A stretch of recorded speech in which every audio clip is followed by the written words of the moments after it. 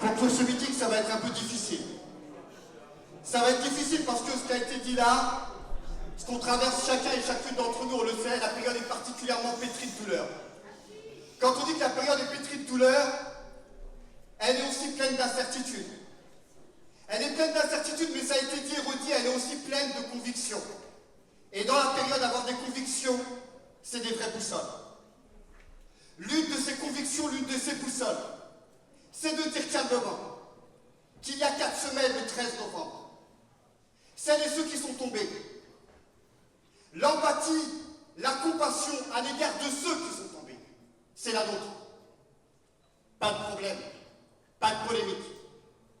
Mais ce que nous rajoutons à ça, c'est que nous refusons, nous, toute compassion narcissique, toute compassion ethnocentrée.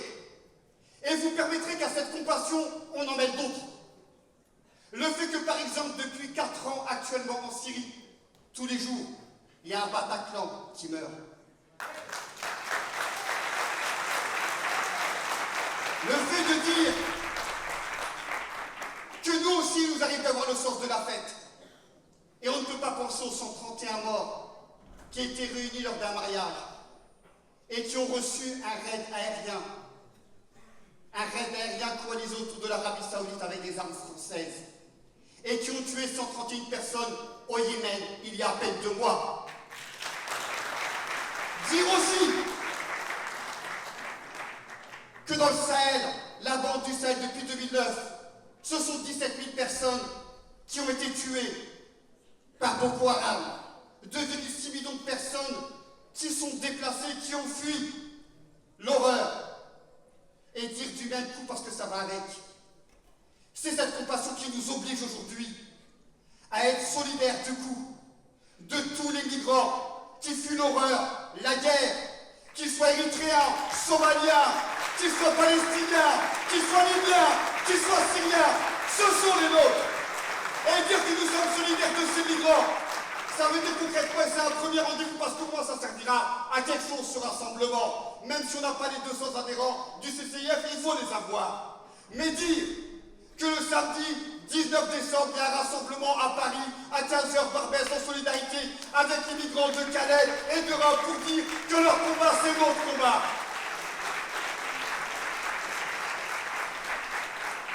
Le dire comme ça, c'est simplement parce qu'en face, ils sont en train de nous bouffer le cerveau. Parce qu'il y a une stratégie des gouvernements occidentaux qui veulent absolument faire croire qu'il y aurait des frontières de l'Occident et de la civilisation, et en dehors de ces frontières, ce seraient les barbaries et la bestialité. La réalité, c'est que nous ne voulons pas ce choc de civilisation, nous le condamnons fermement. La réalité, d'ailleurs, elle a tellement été incarnée par Obama, qui a déclaré après les attentats sur Paris et Saint-Denis, il a dit c'est un crime contre l'humanité, soit, mais il a fermé sa gueule sur tous les autres attentats avant et après. Ça en dit long sur où commence l'humanité, où est-ce qu'elle s'arrête pour ces gouvernements occidentaux. Et c'est ça qu'on doit évidemment démontrer dans ce genre de meeting. Et d'ailleurs, à ce sujet, les peuples ne s'en laissent pas compter. Quel retour de dignité du peuple tunisien après les attentats qui ont suivi ceux de Paris et de Saint-Denis. Lorsqu'ils ont été étonnés de ne pas voir sur tous les monuments du monde leur couleur à eux. Ils avaient vu celle de la France. Ils ont photoshopé tous les monuments et ils ont projeté leur propre couleur. Ça, c'est le chemin à suivre. C'est la voie qui nous montre, celle du retour de la dignité. C'est l'objet aussi de ce meeting ici qui est présent.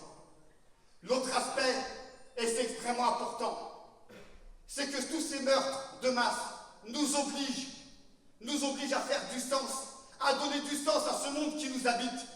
Donner du sens, c'est rappeler simplement des choses très factuelles.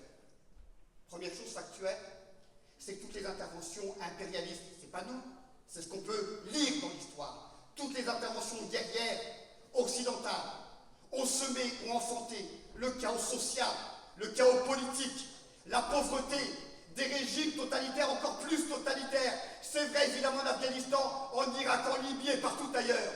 Et au Mali. La deuxième chose, c'est toutes ces interventions guerrières, et ça aussi c'est factuel, elles ont été faites à chaque fois dans l'intérêt de multinationales, de groupes qui n'ont strictement rien à voir avec nous, de Bolloré, de Total, de la Défense de l'Oduc, d'Areva, au point même où on a aujourd'hui des trucs complètement dingues, où le président de l'association Amitié France-Arabie Saoudite, c'est Olivier Dassault, le vendeur de Rafale.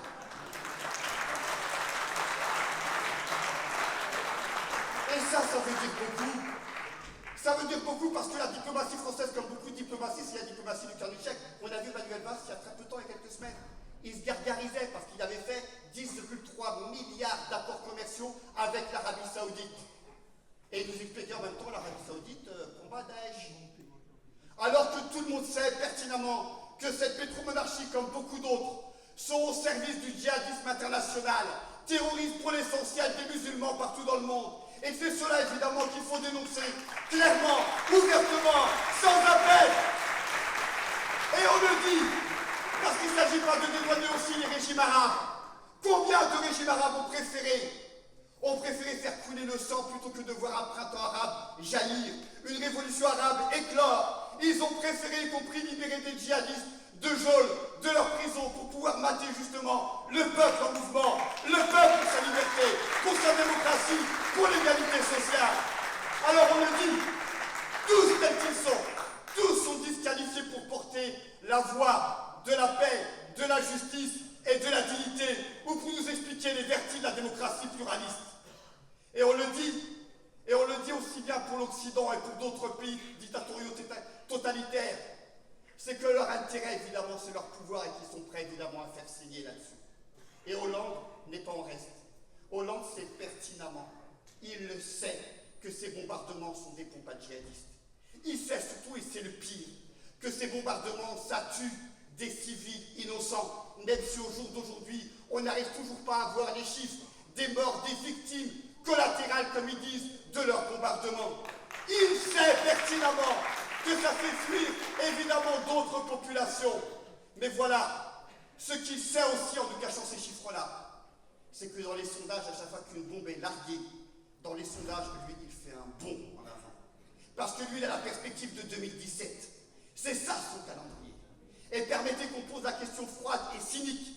Pour un point de plus dans les sondages, combien Hollande s'autorise-t-il à sacrifier de vies innocentes en Syrie, en Irak demain, en Libye? Et parce que ça doit fonctionner, ils sont obligés de produire de l'idéologie. Ils sont obligés de nous bouffer le cerveau. Et ça n'a pas arrêté sur les médias dominants de nous bouffer le cerveau, y compris celui de Johnny Hallyday. Déconnez pas. Déconnez pas. Il s'attaque aux cerveaux les plus fragiles, évidemment, en premier lieu. Johnny Hallyday qui nous a dit, derrière 72 piges, si j'étais pas chanteur, j'irais combattre. Le patriote! Mais commence par payer tes impôts en France. Juste ça, par solidarité. Voilà un type de migrant fiscal qu'il faut dénoncer et supporter les autres. Et puis au-delà de Johnny, on lui dit à lui, qui continue à chanter, pas parce qu'on est considéré en fan, mais parce que fondamentalement, il y a quelque chose qu'on ne doit pas éluder ici dans la discussion. C'est que des résistants en Syrie et ailleurs, il y en a.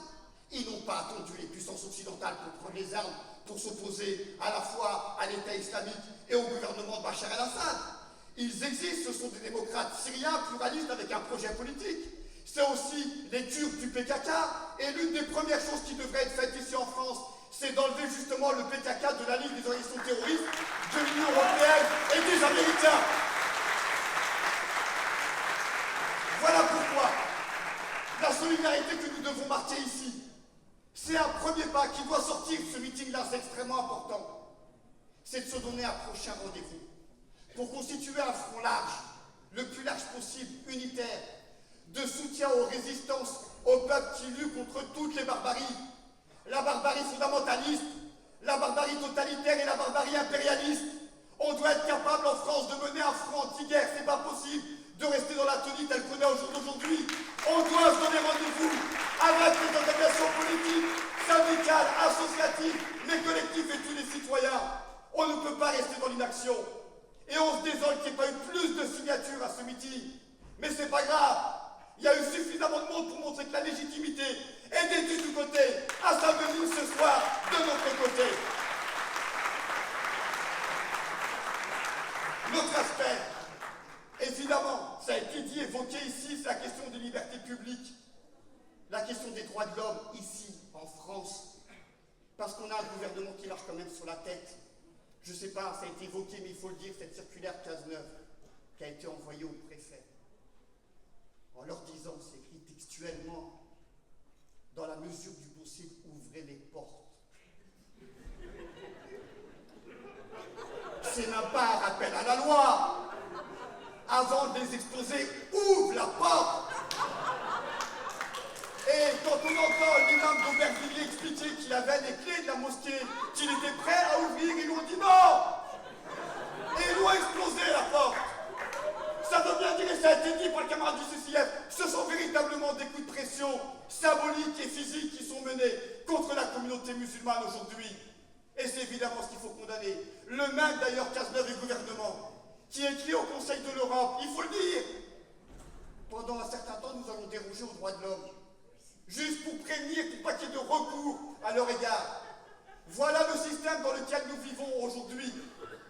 Mais le pire dans cette affaire-là, en réalité, à mon sens, le pire, c'est que cette union nationale, elle existe et elle s'est faite. Elle s'est faite du Front National jusqu'au Parti communiste, du Parti communiste jusqu'au Front National, pour un État policier. Un État policier toujours plus militarisé. Un État policier d'ailleurs pour lequel on est prêt à donner, il faut l'entendre, la présomption de légitime défense. Vous savez ce que ça veut dire? Ça veut dire que les policiers pourront faire comme à l'armée déjà qu'ils faisaient, sans avoir le permis de tuer. Politiquement, ils ne se gênaient pas. Mais ça veut dire qu'au bout de quelques sommations, ils sont capables de tuer et de tirer sur une personne, armée ou pas armée, même si déjà c'était une pratique qu'on connaissait bien, mais là carrément c'est une légitimation politique qui va très très loin. Une mesure qui au passage, Hollande nous expliquait en 2012, ah non, ça c'est une mesure du Front National, pas applicable. On le voit aujourd'hui. Le même François Hollande, qui nous explique d'ailleurs, si le message n'était pas très clair, qu'il y a des Français de différentes catégories. On le savait dans le quotidien, pas de problème. Quand on est dans les quartiers populaires, pauvres, arabes, noirs, roms, musulmans, on savait qu'on était, nous, depuis très longtemps, assignés à un statut d'infériorité. Mais ce qui a été dit, ce qui a été fait là, la déchéance de la société française, il est prêt, y compris, à le graver sur le marbre de la Constitution. Mais ça en dit long. Ça en dit long quand le même disait, lorsque Sarkozy l'avait proposé, mesure qui venait de Jean-Marie Le Pen à l'époque, mesure qui venait sans aucun doute du gouvernement vichiste, quand Sarkozy l'avait proposé après son discours de Grenoble concernant les Roms, Hollande avait dit, mais c'est une mesure qui est une véritable atteinte à la République et qui n'a aucun intérêt dans la protection des personnes. Aujourd'hui, on y est et il assume pleinement. Ce qui veut dire qu'il assume pleinement, évidemment, la stigmatisation d'une catégorie de la population parce qu'elle est arabe, noire, rome, quartier populaire, mais surtout, évidemment, musulmane. Voilà pourquoi l'autre volet de cette affaire-là, c'est de faire gonfler les voiles de tous les collectifs contre l'islamophobie. C'est une bataille qu'on va devoir mener avec beaucoup plus encore de vigueur qu'on l'a fait jusqu'à maintenant, parce que c'est à l'ordre du jour, c'est dans le calendrier, ce gouvernement et de beaucoup d'autres. Parce que cette assignation, on le savait, à sa statut d'inférieur, on peut le dire très simplement, vous en avez eu autour de vous, sans aucun doute, des vrais potes. Ils se sont dit, ma parole, je vais mettre le drapeau bleu, blanc, rouge à la fenêtre. Et oui, la main sur le cœur, ils étaient touchés, c'est un drapeau qui traînait dans un cadre balistique, ils ont mis le drapeau bleu, blanc, rouge à la fenêtre. Ils ont même sorti l'hymne national. Mais très concrètement, tu peux chanter plus fort que les autres, tu peux t'inventer des fenêtres pour mettre tes drapeaux. Tu ne seras jamais français comme les autres, ça on le sait. C'est tellement vrai que Nadine Morano, notre Donald Trump local un peu, elle n'a pas hésité à dire très rapidement que Benzema ne doit pas faire de l'équipe nationale. Moi je pensais que c'était une allusion encore à la sextape, vous ne comprenez pas? Mais non! C'est parce que Benzema, après avoir chanté la Marseillaise, elle l'a vu elle! Il a craché par terre! Mais moi je t'invite à cracher avant, pendant et après! Parce qu'en réalité, tous ces symboles-là, ce sont des symboles, comme le dit Saïd Bouamama, qui ont pour objet d'unir ceux qui ont toutes les raisons d'être désunis et de désunir ceux qui ont toutes les raisons d'être unis en réalité. Il faut évidemment les condamner. Il faut les condamner parce que l'objet de ce symbole-là, c'est évidemment d'évacuer toutes les questions sociales, de conflits sociaux qu'il y a entre ceux qui possèdent et ceux qui ne possèdent pas. La réalité, c'est d'évacuer les questions de discrimination raciale qui sont un vrai fléau dans ce pays. Voilà pourquoi nous, ce qu'on propose, plutôt que d'aller déchirer symboliquement les foulards et les djellabas, et pas que symboliquement, au sens propre aussi du terme, c'est de reprendre le chemin des chemises déchirées, de réhabiliter la question sociale, la question de l'égalité et sociale et des droits concernant les immigrés, de reprendre le chemin des manifestations, des rassemblements, des grèves pour plus d'égalité. C'est extrêmement important dans la période, ça a été dit. Et c'est tellement important pour eux en face de vouloir éteindre cela que j'ai entendu un mec, Mathieu Guidère, sur BFM, je ne le connais pas, mais c'est un autoproclamé, autocoopté. Ils sont comme ça sur les chaînes de BFM, ITL, etc. Avec le drapeau du choc des civilisations, qui expliquait très simplement la France ne peut pas faire la guerre contre le terrorisme à partir du moment où les Français continuent de manifester et faire grève. Il va même jusqu'à dire qu'on ne peut pas faire la guerre au terrorisme dès lors qu'il y a les 35 heures. Tu lui donnes les croix un peu plus, il va peut-être vouloir, pour que la guerre soit un peu moins asymétrique, comme ils disent, appliquer le code du travail de Daesh en France. Mais ils sont devenus dingues. Voilà pourquoi ces questions de liberté publique sont fondamentales, parce que la liberté de manifester, de sortir, de s'exprimer, c'est le chemin, le seul chemin possible pour l'égalité. Et voilà pourquoi ce meeting-là, à ce meeting-là, nous disons que nous rejoignons l'appel de la Ligue des droits de l'homme pour la défense des libertés publiques et pour le respect des droits de l'homme. Parce que le droit de manifester, c'est un droit, on nous l'avait, on ne va pas nous enlever. Voilà. À bientôt dans les luttes. Salut.